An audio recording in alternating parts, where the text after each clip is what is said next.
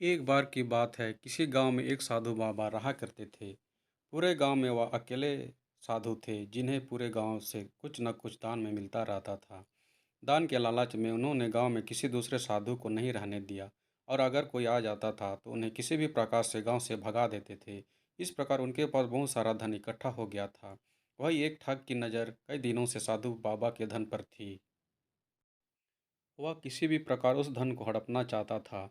उसने योजना बनाई और एक विद्यार्थी का रूप बनाकर साधु के पास पहुंचा। उसने साधु से अपना शिष्य बनाने का आग्रह किया। पहले तो साधु ने मना किया, लेकिन फिर भी थोड़ी देर बाद मान गए और ठाक को अपना शिष्य बना लिया।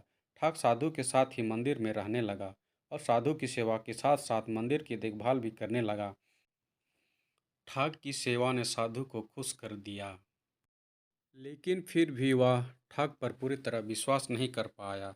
एक दिन साधु को किसी दूसरे गांव से निमंत्रण आया और वह शिष्य के साथ जाने के लिए तैयार हो गया।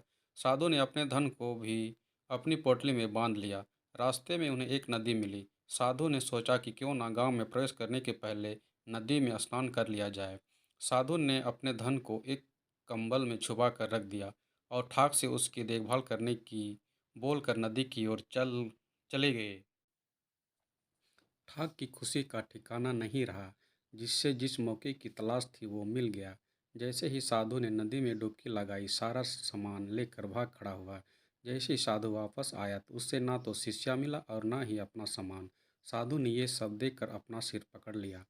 इस कहानी से हमें यही सीख मिलती है कि कभी भी लालच नहीं करनी चाहिए और ना ही किसी की चिकनी चुपड़ी बातों पर विश्वास करना चाहिए।